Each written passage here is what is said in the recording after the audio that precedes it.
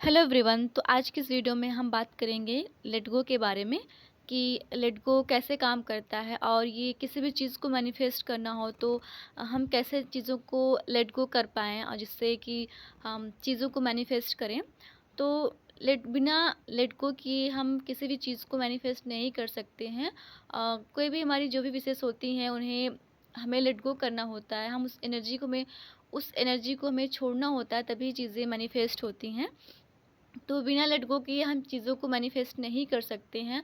हम किसी भी चीज़ को अट्रैक्ट नहीं कर पाते हैं। तो अ, कुछ लोग ऐसे भी होते हैं कि हाँ, जो चीज़ों को लेके इतना डेस्परेट होते हैं, इतने सीरियस होते हैं, तो इन सारी चीज़ों में जो है लॉ ऑफ अट्रैक्शन काम नहीं करता है। जब आप किसी भी चीज़ को लेके डेस्परेट होते हो और उस चीज़ को लेके बहुत सीरियस रहते हो और उस चीज़ के पीछे पड़े रहते हो, उसे चेज़ करते रहते हो, तो चीज़ें मैनिफेस्ट नहीं होती हैं। हम किसी भी चीज़ को ऐसे अट्रैक्ट नहीं कर पाते हैं।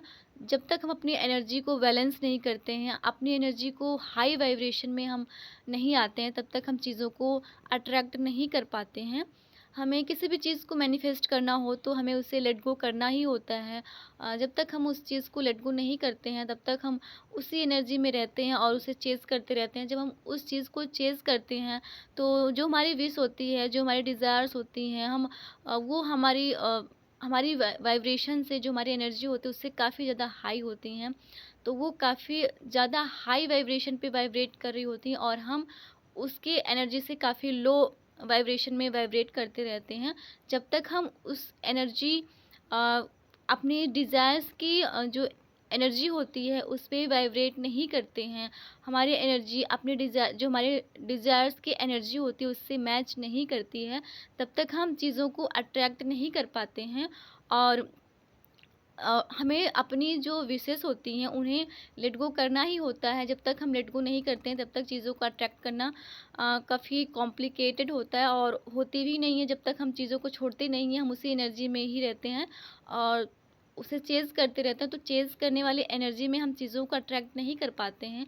हमें उस चीज़ को छोड़ना होता है और जब हम उस चीज़ को छोड़ते हैं, अपने एनर्जी पे हमें बेसिकली काम करना होता है, अपनी वाइब्रेशन को हाई करना होता है।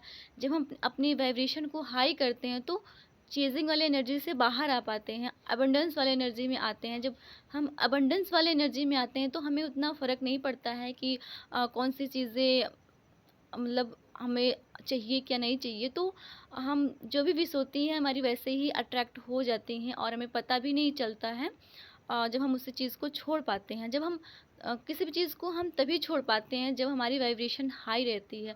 तो और वो चीज़ हम उस चीज़ को लेट गो भी कर पाते हैं और वो चीज़ हमारी लाइफ में कब अट्रैक्ट होके आ जाती है हमें पता भी नहीं चलता।